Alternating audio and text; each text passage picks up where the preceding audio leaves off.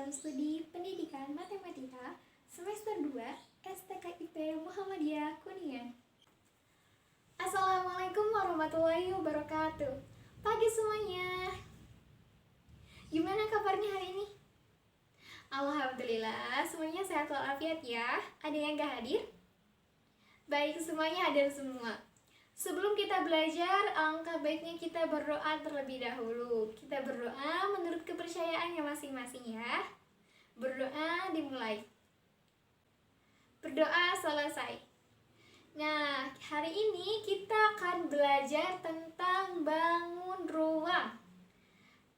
Setelah belajar bangun ruang, diharapkan teman-teman mampu mendefinisikan konsep-konsep bangun ruang, menjelaskan macam-macam bangun ruang, memahami rumus-rumus pada bangun ruang, dan yang terakhir teman-teman diharapkan mampu menyelesaikan persoalan-persoalan yang terkait dengan bangun ruang. Oke, kita langsung ke materinya ya. Untuk mempelajari bangun ruang, kita harus tahu dulu kedudukan titik, garis, dan bidang pada bangun ruang. Oke, yang pertama itu satu, kedudukan titik dengan titik. Kedudukan titik dengan titik ini ada dua kemungkinan. Kemungkinan yang pertama, titik dengan titik saling berimpit. Seperti ini, A dan B. Artinya, titik A dan titik B berada di posisi yang sama, sehingga A sama dengan B. Kemungkinan yang kedua, tidak berimpit.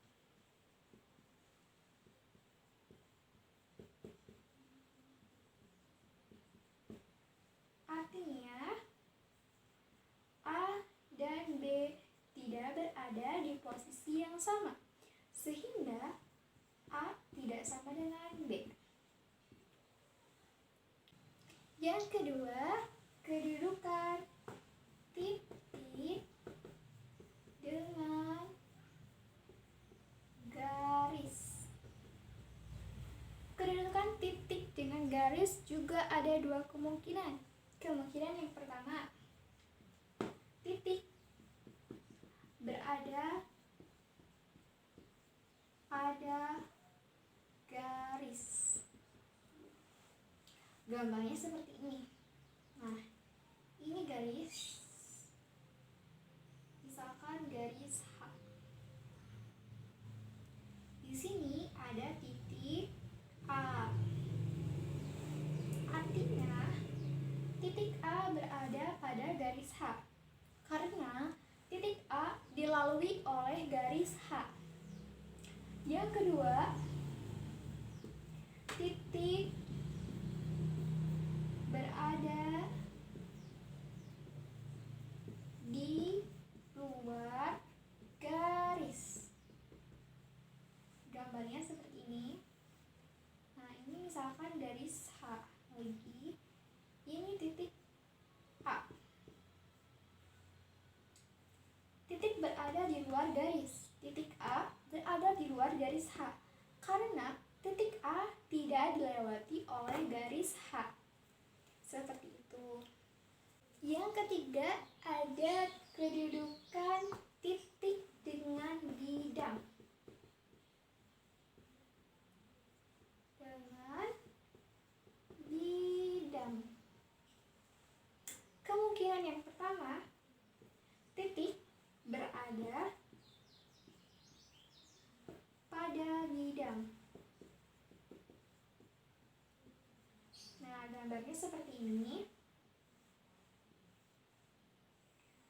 Misalkan ini bidang E. Dan di sini ada titik F. Titik F berada pada bidang E karena titik F ini dilalui oleh bidang E.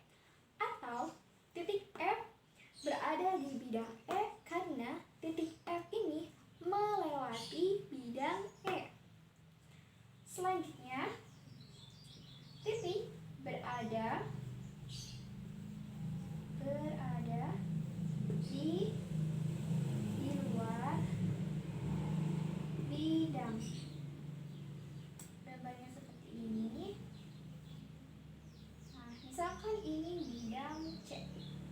Di sini ada titik D.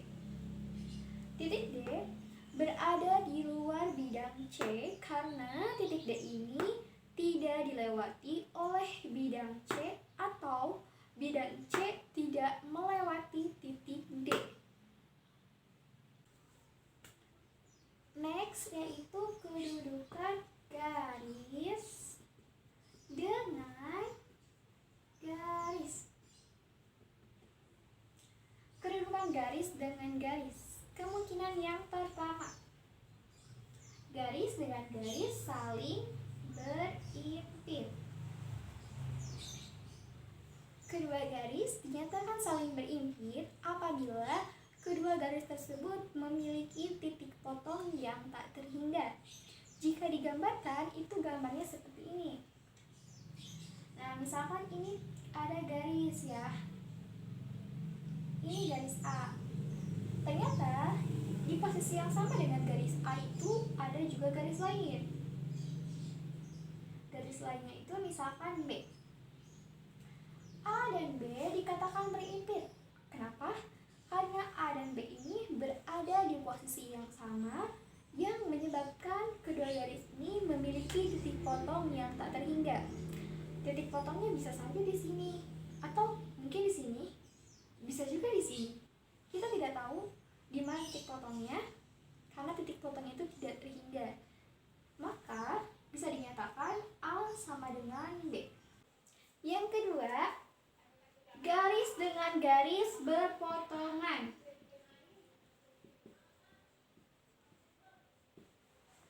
Dua buah garis dikatakan berpotongan apabila dua buah garis tersebut terletak pada satu bidang dan keduanya memiliki satu buah titik potong.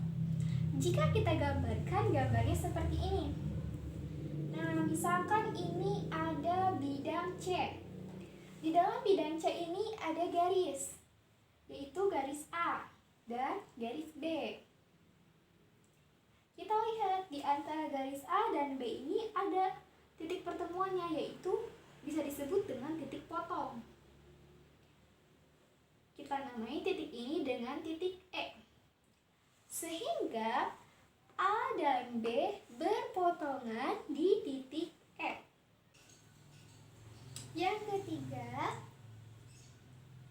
garis dengan garis sejajar.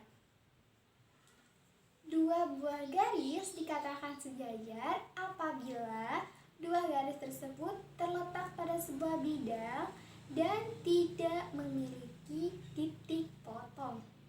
Jika digambarkan, gambarnya seperti ini. Nah, ini bidang, misalnya ini bidang X.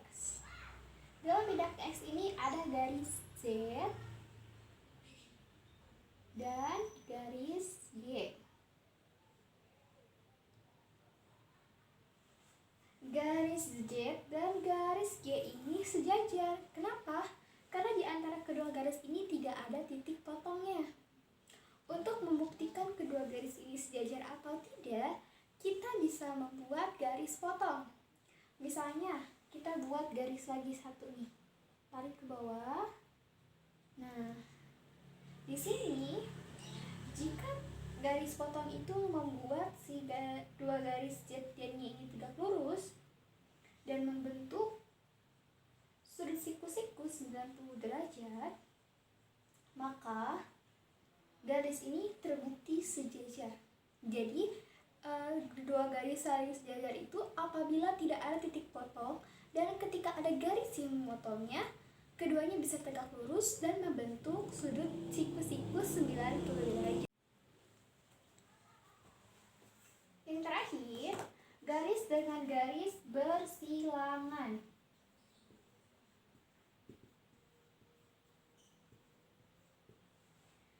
Dua buah garis dikatakan bersilangan apabila kedua garis tersebut terletak pada bidang yang berbeda, tidak memiliki titik potong, dan tidak sejajar. Jika digambarkan, gambarnya seperti ini. Nah, misalkan ini ada bidang. Kita namai ini bidang A. Yang ini bidang B. Ada ke bidang lagi. Ah, ini bidang B. Di antara bidang A dan bidang B itu masing-masing ada garis. Di bidang A ada garis G. Di sini ada garis H. Garis G dan garis H saling bersilangan karena terletak pada bidang yang berbeda dan tidak ada titik potong di antara keduanya. Selanjutnya yaitu bidang dengan bidang. Kedudukan bidang dengan bidang yang pertama itu bidang dengan bidang saling berimpit.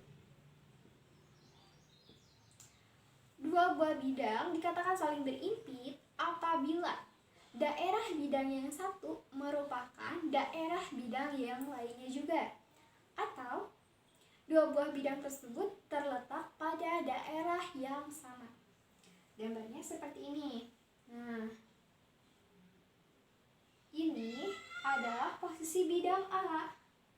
Di posisi tersebut juga ada bidang B yang menyebabkan bidang A dan B ini saling berimpit sehingga A sama dengan B. Yang kedua itu bidang dengan bidang sejajar. Dua bidang dikatakan sejajar apabila kedua bidang tersebut tidak memiliki titik potong atau garis potong. Gambarnya, nah, ini ada bidang G. Sini ada bidang H. Bidang G dan bidang H ini saling sejajar karena keduanya tidak memiliki titik potong atau garis potong. Selanjutnya, dua bidang saling berpotongan.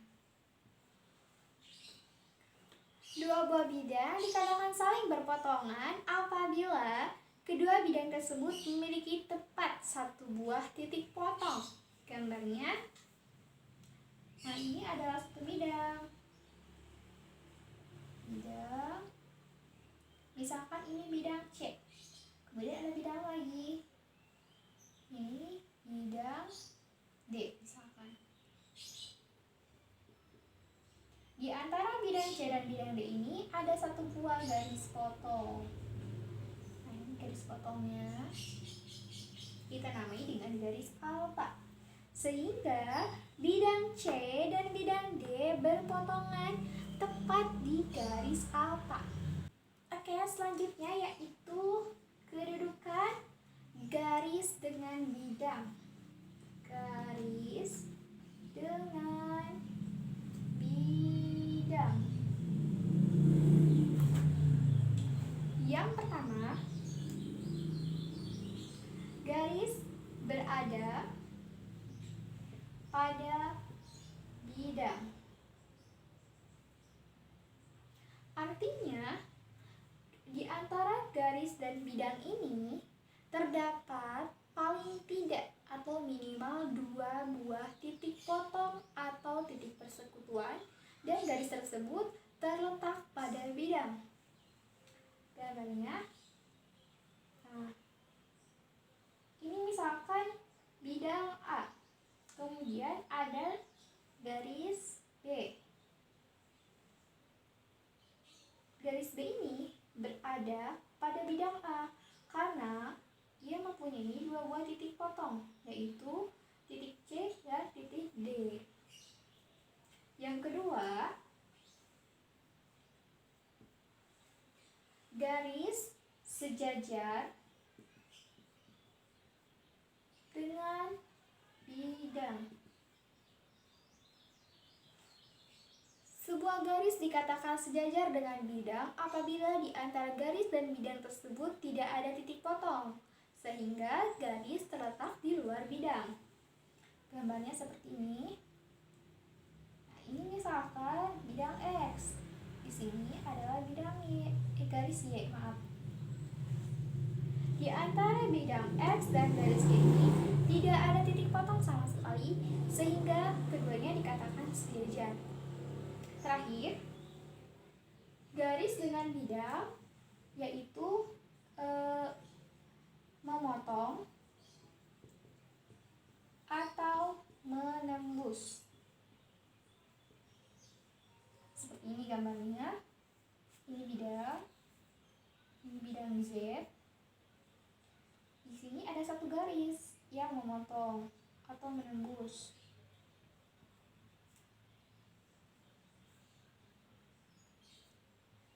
Yaitu garis Y misalnya.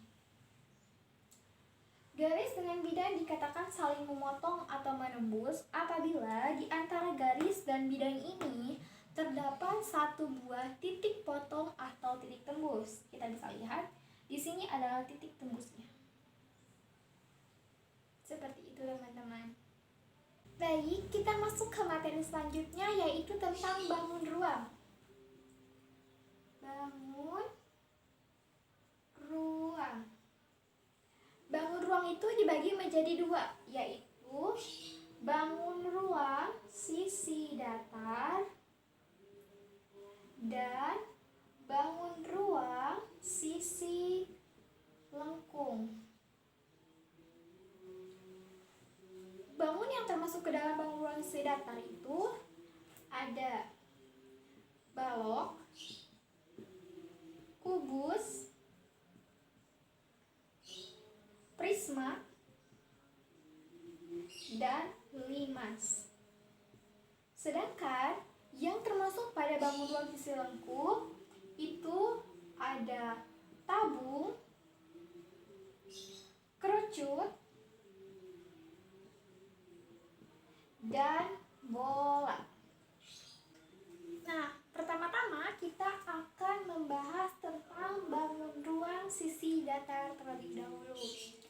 Bangun ruang sisi datar itu yaitu bangun ruang yang memiliki sisi berbentuk bidang datar. Nah, contoh bangunnya ini ada balok, kubus, prisma, dan limas. Kita bahas satu persatu ya. Sebelumnya kita bahas dulu ya unsur-unsur yang terdapat pada bangun ruang sisi datar ini. Unsur-unsurnya kita gambar dulu bangunnya supaya mempermudah kita untuk memahami unsur-unsur tersebut. Kita gambar misalnya kubus ya. Kubus. Nah, ini kubus.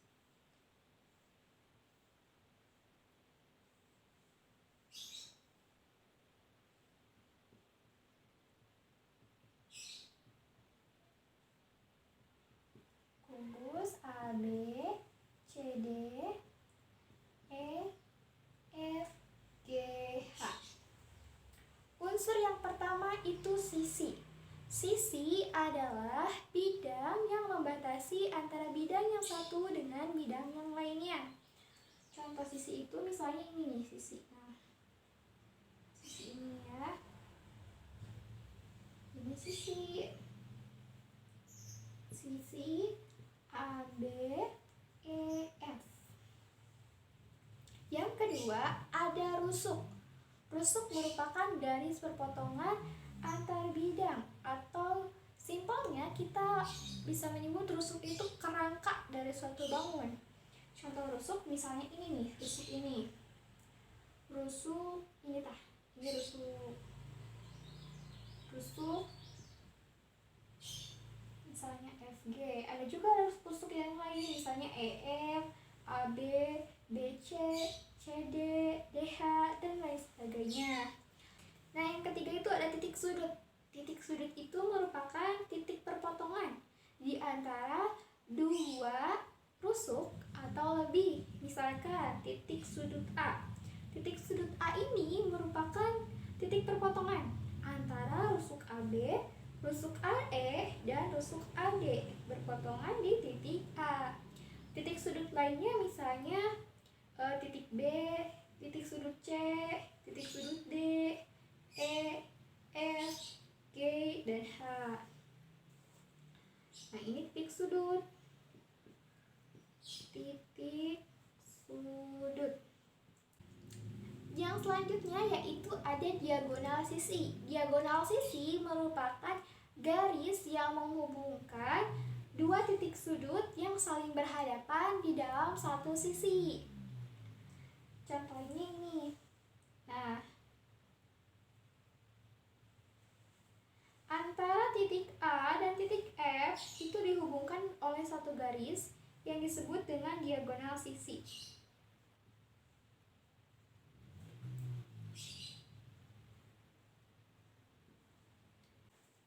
Selanjutnya yaitu diagonal ruang.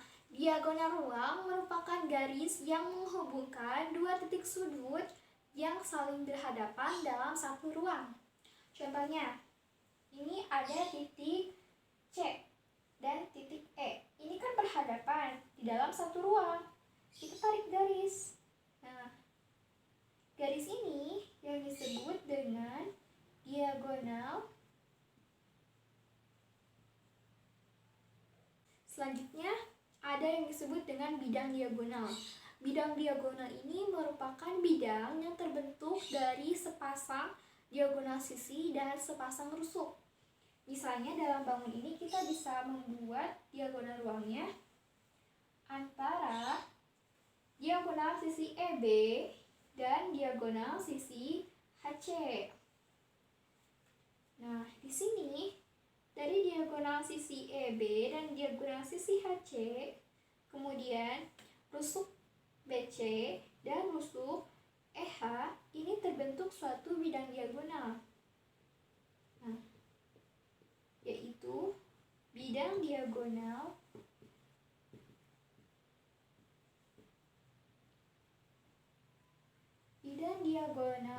BCHE. Seperti itu teman-teman dari unsur pada suatu bangun ruang. Next kita akan membahas tentang macam-macam bangun ruang sisi datar. Yang pertama ada kubus. Kubus adalah bangun ruang 3 dimensi yang dibatasi oleh 6 sisi yang berupa bujur sangkar atau persegi. Kubus juga dikenal dengan bidang 6 beraturan. Bagian-bagian pada kubus. Kita gambar dulu kubusnya ya. Nah,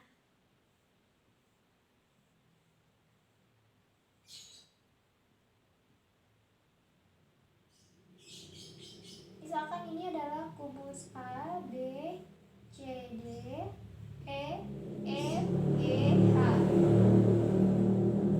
Ini bidang ABCD disebut dengan alas. Bidang alas. Yang ini juga sama, disebut bidang. Terus ada yang disebut dengan titik sudut, sama seperti tadi unsur-unsur. Ini sudut, ini sudut, dan ini sudut. Terus ada rusuk, kemudian diagonal sisi,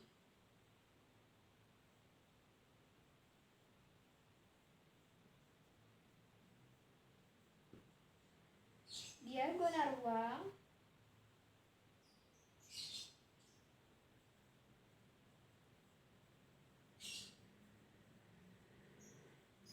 selanjutnya ada bidang diagonal, sama ya kayak yang tadi unsur-unsur.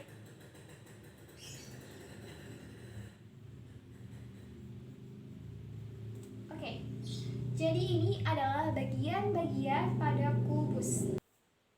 Sifat-sifat pada kubus. Kubus memiliki sisi yang sama, yaitu berbentuk persegi. Panjang setiap rusuknya itu sama panjang. Kemudian panjang dari diagonal sisi dan diagonalnya ruang itu sama panjang. Kubus memiliki bidang diagonal yang berbentuk persegi panjang. Selanjutnya yaitu jaring-jaring kubus.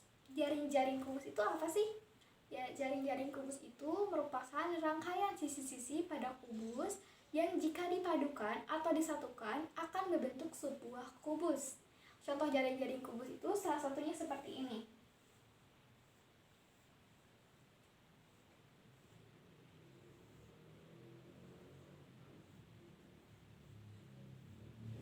Ini sisi alas.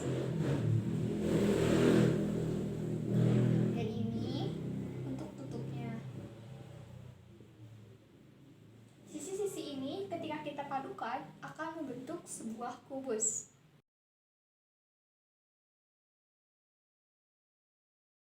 Selanjutnya kita akan membahas tentang rumus-rumus pada kubus.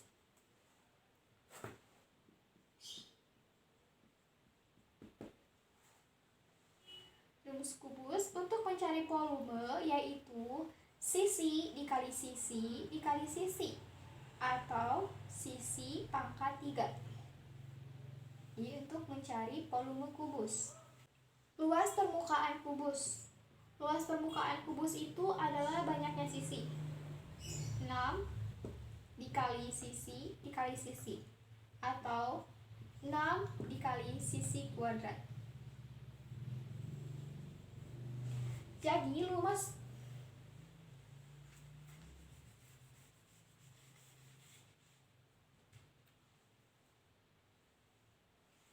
berikut luas permukaan pada kubus.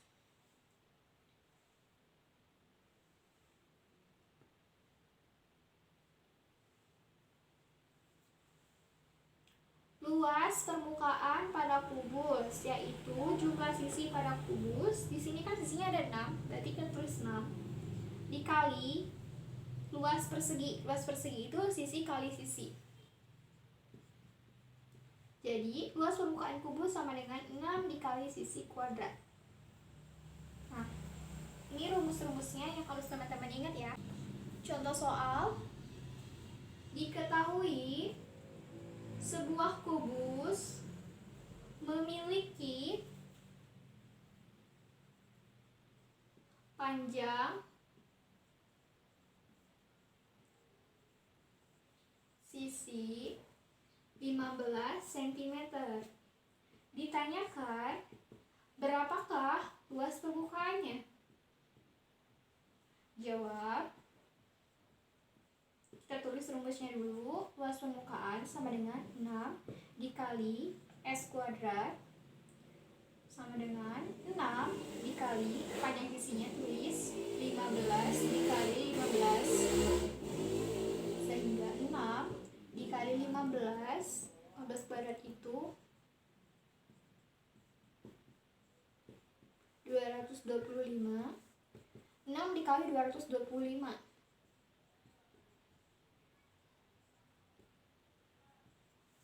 1350. Jadi luas permukaan kubus adalah 1350 cm persegi. Seperti ini pengerjaannya. Oke, kita lanjut pada bangun ruang yang kedua ya. Bangun ruang yang kedua yaitu ada balok. Balok adalah bangun ruang 3 dimensi yang mempunyai 3 pasang sisi segi 4, di mana setiap sisi yang berhadapan memiliki ukuran dan bentuk yang sama.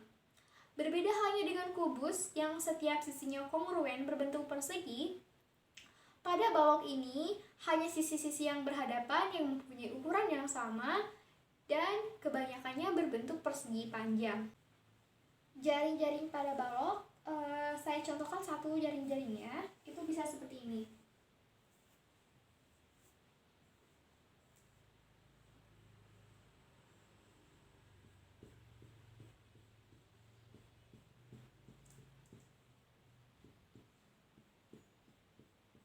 Nah, seperti ini salah satu.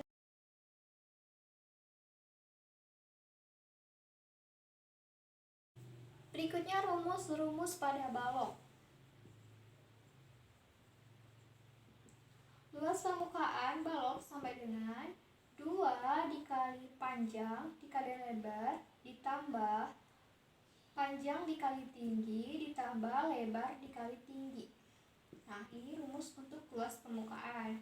Sedangkan untuk volume, rumusnya itu panjang panjang dikali lebar dikali tinggi. Dua rumus ini harus teman-teman ingat ya, dan harus diperhatikan. Selanjutnya itu contoh soal.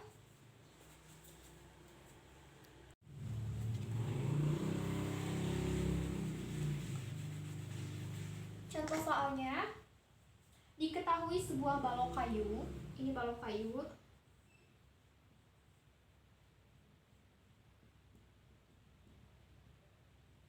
balok kayu berukuran panjang 6 meter, tinggi 3 meter, dan lebar 4 meter. Ditanyakan berapakah volume dari balok tersebut. Kita selesaikan. Diketahui P sama dengan 6 meter, lebar sama dengan 4 meter, dan tinggi sama dengan 3 meter.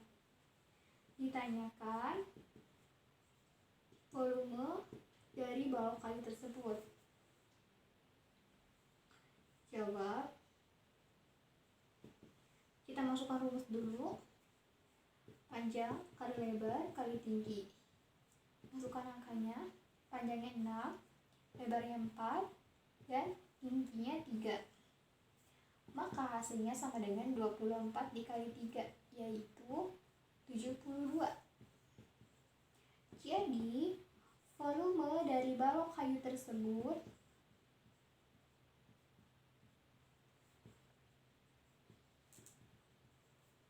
adalah 72 meter kubik. Berikutnya prisma. Prisma merupakan suatu bangun ruang 3 dimensi di mana alas dan tutupnya itu kongruen serta sejajar berbentuk segi N. Sisi-sisi tegak dalam prisma memiliki beberapa bentuk, antara lain persegi, persegi panjang, atau jajar genjang. Apabila dilihat dari alasnya, prisma bisa dibagi menjadi prisma segitiga, prisma segi 4, prisma segi 5, prisma segi 6, dan sebagainya. Selanjutnya bagian-bagian prisma. Kita gambar dulu ya. Di sini saya akan menggambar prisma segi 5. Nah, ini prisma segi 5. Beri nama A, B, C, D, E, F, G, H, I, J. Ini merupakan rusuk tegak. Yang di bawah ini bidang A, B, C, D, E merupakan bidang alas. Sedangkan F, G, H, I, J merupakan tutup atau bidang atas. Kemudian ada yang disebut dengan diagonal ruang atau bidang diagonal. Kemudian yang disebut dengan bidang diagonal. Nah, di sini. Sini akan terbentuk bidang diagonal.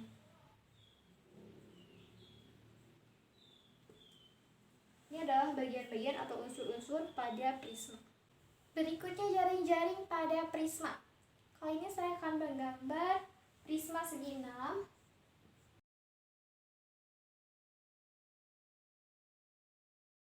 Berikutnya yaitu rumus-rumus pada prisma. Yang pertama, volume.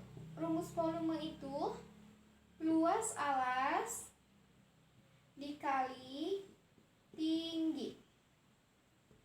Nah, ini rumusnya untuk volume. Berikutnya, luas permukaan. Luas permukaan itu 2 kali luas alas ditambah keliling alas dikali tinggi. Nah, ini rumus untuk luas permukaan dan untuk volume pada prisma. Langsung ke contoh soal. Diketahui sebuah prisma berbentuk segitiga siku-siku.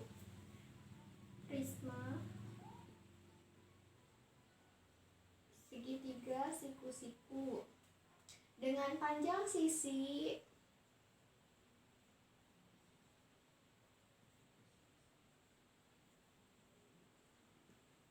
6 cm, 8 cm, dan 10 cm. Tinggi prisma tersebut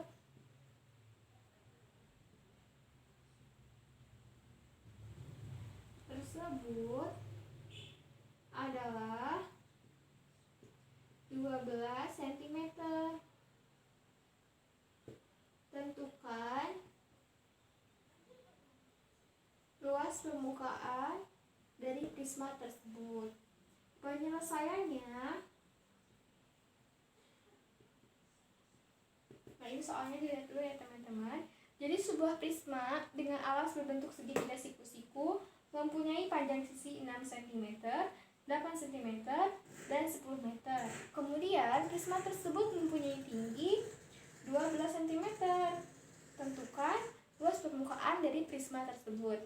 Penyelesaiannya, diketahui sisi segitiga sama dengan 6, 8, 10 cm. Kemudian tinggi prisma sama dengan 12 cm. Ditanyakan luas permukaan prisma tersebut. Luas permukaan sama dengan 2 kali luas alas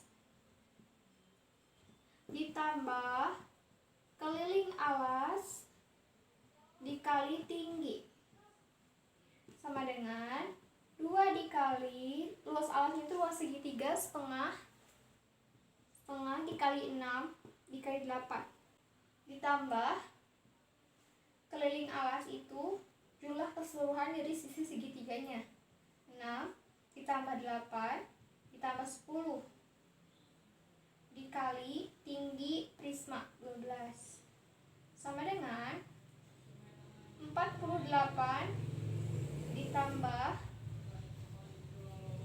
288 sama dengan 336 cm persegi. Ini cara pengerjaannya. Bangun ruang sisi datar berikutnya, yaitu limas.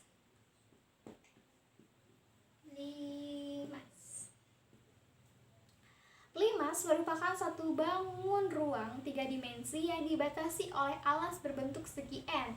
Dapat berupa segitiga, segi 4, segi 5, dan lain-lain. Serta bidang sisi tegaknya berupa segitiga yang berpotongan pada satu titik puncak. Bagian-bagian pada limas. Kita gambar dulu bentuk limasnya. Ini A, B, C, D, dan ini titik puncak. Kita namai dengan titik O. Ini titik puncak. Titik puncak. Ini bidang tegak. Ini rusuk. Rusuk itu kerangka ya.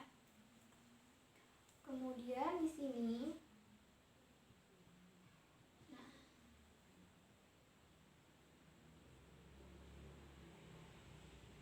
bidang diagonal.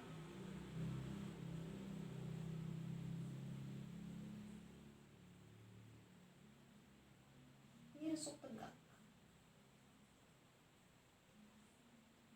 Kemudian ini adalah alas. Nah, ini merupakan bagian-bagian pada.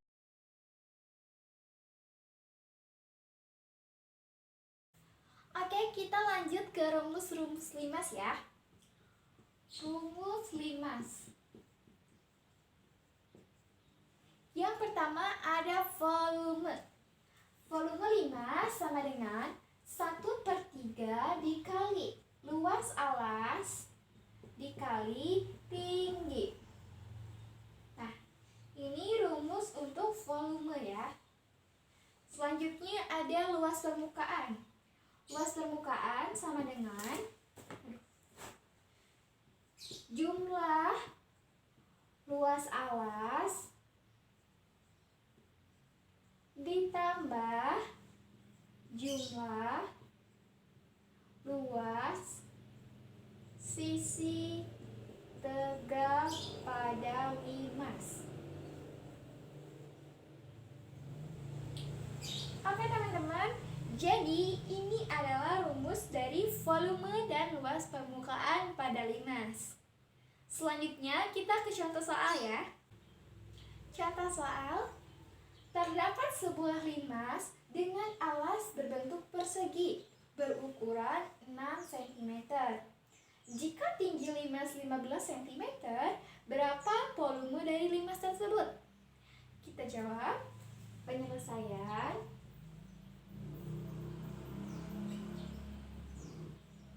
diketahui.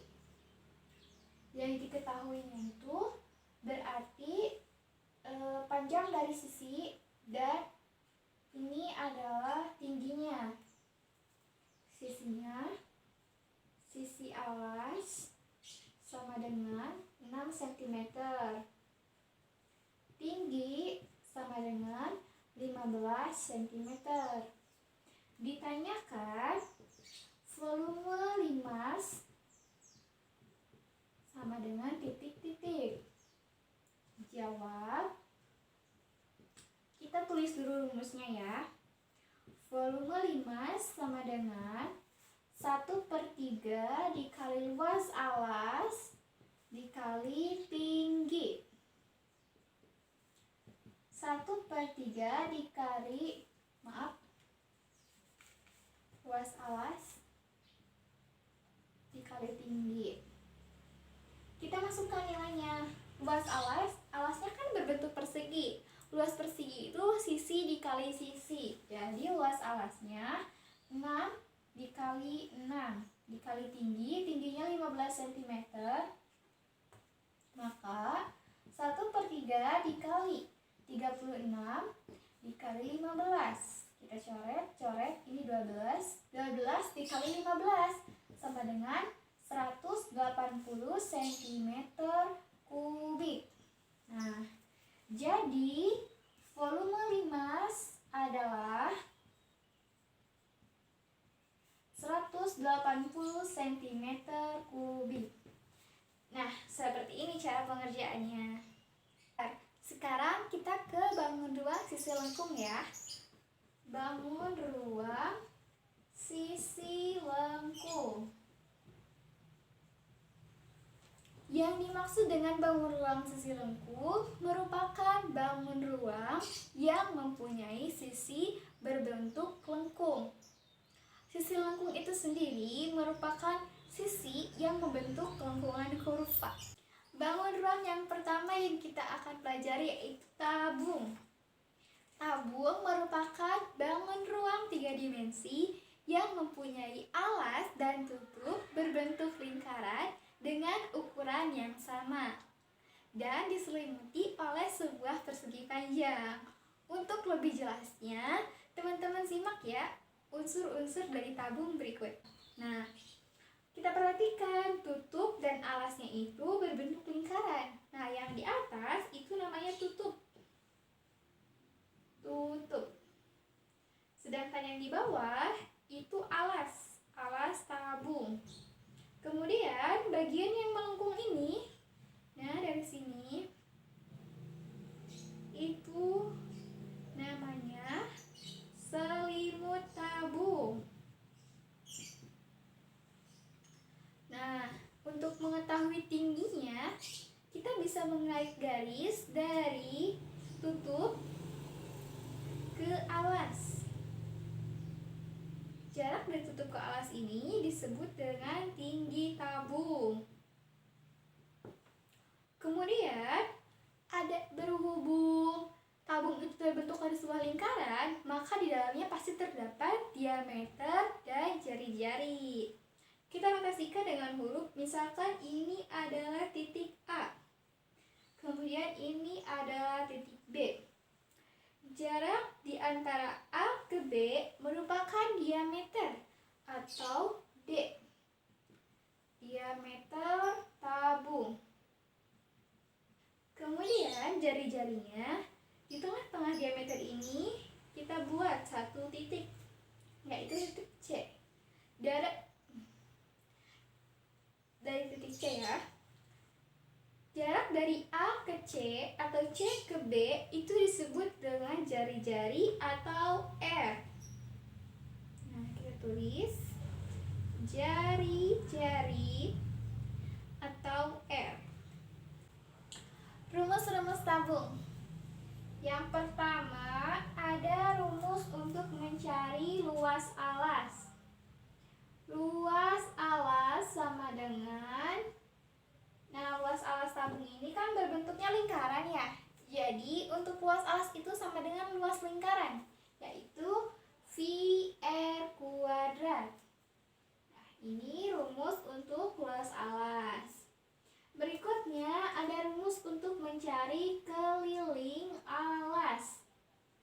Keliling alas juga sama dengan keliling lingkaran, yaitu 2VR. Nah, ini rumus keliling alas. Berikutnya ada rumus untuk mencari luas selimut tabung. Luas selimut sama dengan 2VR dikali tinggi tabung atau T.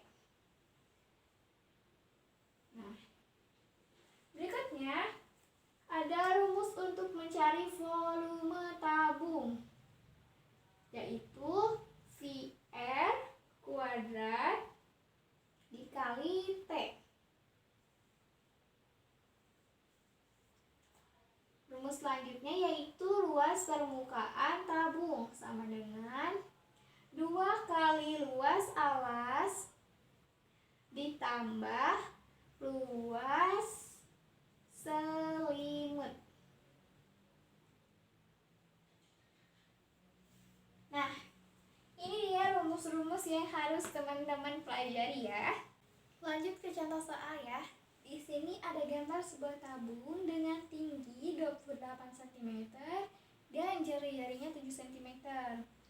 Pertanyaannya, hitunglah volume dari tabung berikut. Kita selesaikan.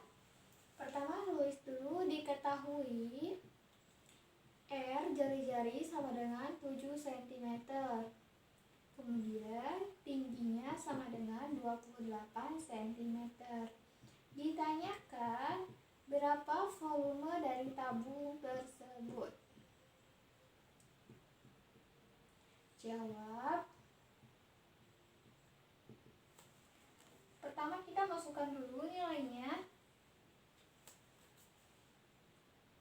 Terus ya, V tabung sama dengan PR kuadrat dikali T sama dengan P-nya kita pakai 22/7 dikali 7 kuadrat dikali tinggi 28 sama dengan 22/7 dikali 49 dikali 28. Volume tabung sama dengan 22/7 dikali 49 dikali 28. Itu hasilnya 1372 dikali 22/7 sama dengan 30.184/7. 30.184 dibagi 7 hasilnya 4.312. Jadi volume tabung adalah 4.312 cm3. Nah, ini jawabannya. Seperti ini cara penyelesaiannya. Oke, sekarang kita ke jaring-jaring pada tabung. Jaring-jaring seperti ini ya, jaring-jaring pada tabung. Sekarang kita ke bangun ruang sisi lengkung yang kedua, yaitu kerucut. 2, kerucut.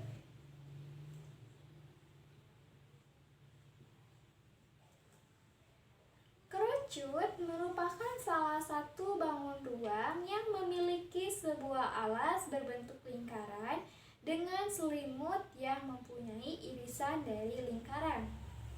Di dalam geometri, kerucut merupakan sebuah limas istimewa yang memiliki alas berbentuk lingkaran. Kerucut mempunyai 2 sisi dan 1 rusuk. Sisi tegak kerucut tidak berwujud segitiga, namun berwujud bidang miring yang disebut sebagai selimut kerucut. Lalu, apa bedanya kerucut dengan limas? Nah, yang membedakan antara limas dengan kerucut yaitu alas kerucut memiliki berbentuk lingkaran. Sementara pada limas berbentuk segi N beraturan seperti segi 4, segi 5, dan lain sebagainya. Oke, kita lanjut ya ke bagian-bagian kerucut. Nah, yang pertama itu ini bagian yang berbentuk lingkaran ini kita arsir. Nah, bagian ini, bagian berbentuk lingkaran disebut alas kerucut. Alas kerucut. Kemudian bidang yang menyelimuti ini, nah bidang ini kita sebut sebagai selimut. Selimut kerucut. Kemudian karena alasnya itu berbentuk lingkaran, otomatis akan ada yang namanya diameter dan jari-jari. Diameternya itu kita buat titik ya. Di sini titik A, di sini titik B. Kita tarik garis dari A ke B. Nah, garis A, B ini disebut diameter bidang alas atau huruf D notasinya. Jika ada diameter, otomatis ada yang namanya jari-jari. Jari-jari itu setengahnya dari diameter. Misalkan di titik tengahnya ini kita buat titik O. Jari-jari itu jarak dari O ke B atau dari O ke A. Nah, maka terus di sini AO sama dengan jari-jari atau R. Di limas ini jarak dari titik puncak ke titik tengah pada bidang alas. Nah, ini disebut T. Atau kita tulis di sini titik C. Maka garis CO merupakan tinggi kerucut atau T. Dalam sebuah kerucut, kita akan mengenal istilah garis pelukis atau S. Garis pelukis itu apa? Garis pelukis itu garis-garis yang ditarik dari titik puncak kerucut. Misalkan, kita tarik garis dari titik C ini ke bawah ya. Nah, misalkan di sini titik D. Maka CD merupakan garis pelukis. Intinya garis-garis yang ditarik dari titik pusat, titik puncak Intinya garis-garis yang ditarik dari titik puncak kerucut itu disebut garis pelukis atau kita notasikan dengan huruf S. Nah, ini juga disebut garis pelukis CB, terus CA, atau kita bisa buat lagi garis ke sini, misalkan ini E. Nah, ini disebut pelukis atau S. Nah, teman-teman, ini adalah bagian-bagian yang ada pada sebuah. Baik, teman-teman perhatikan di sini ada sebuah kerucut. Kita buat jaring-jaring kerucutnya ya. Sebuah lingkaran. Kira-kira seperti ini adalah jaring-jaring dari kerucut.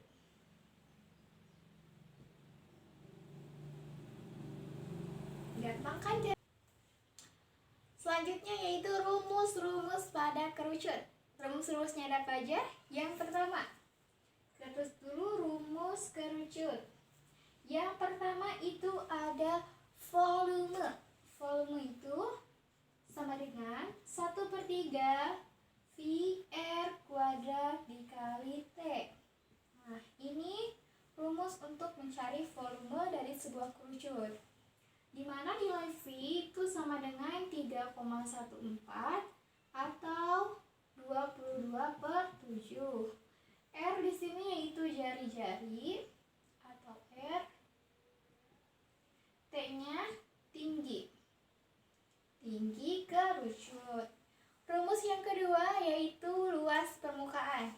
Luas permukaan kerucut sama dengan luas alas ditambah luas selimut atau VR kuadrat ditambah VRS. Sehingga rumus luas permukaannya yaitu VR dikali S ditambah R. Nah, ini rumus untuk luas permukaannya ya.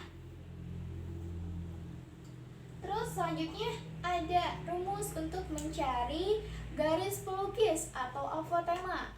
Kalau misalkan nanti ditanyakan apotema, misalnya cari apotema dari kerucut berikut. Teman-teman jangan bingung, apotema itu sama dengan garis pelukis ya. Rumusnya S kuadrat sama dengan R kuadrat ditambah T kuadrat. Nanti kalau misalnya ditanyanya R atau T, tinggal dibolak-balik aja rumusnya ya. Nah, jadi 3 rumus ini yang harus teman-teman kuasai. Teman-teman perhatikan contoh soal berikutnya. Sebuah kerucut mempunyai jari-jari alas 6 cm dan tinggi 8 cm. Hitunglah luas permukaan kerucut tersebut dengan V 3,14. Penyelesaiannya kita tulis ya.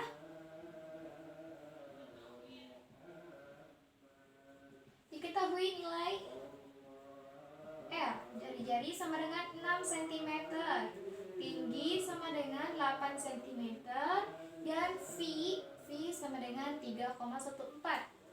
Ditanyakan luas permukaan kerucut sama dengan titik-titik. Jawab. Pertama-tama kita cari dulu nilai S-nya ya.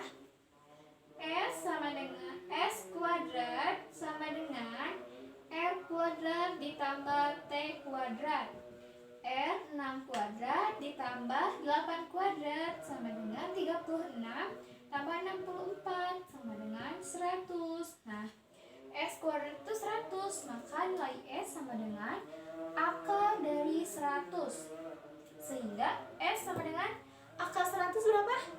Ya, 10, benar. Oke, kita masuk ke rumus luas permukaannya.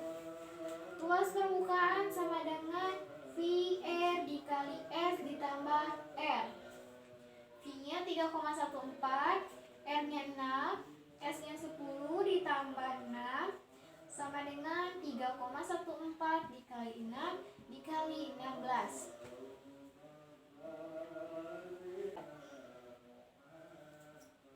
Sama dengan 301,44 cm persegi.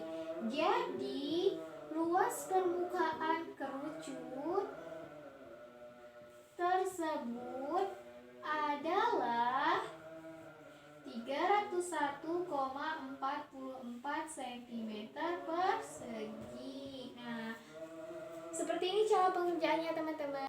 Baik teman-teman, kita ke bangun ruang sesi lengkung yang ketiga ya. Di sini ada bola.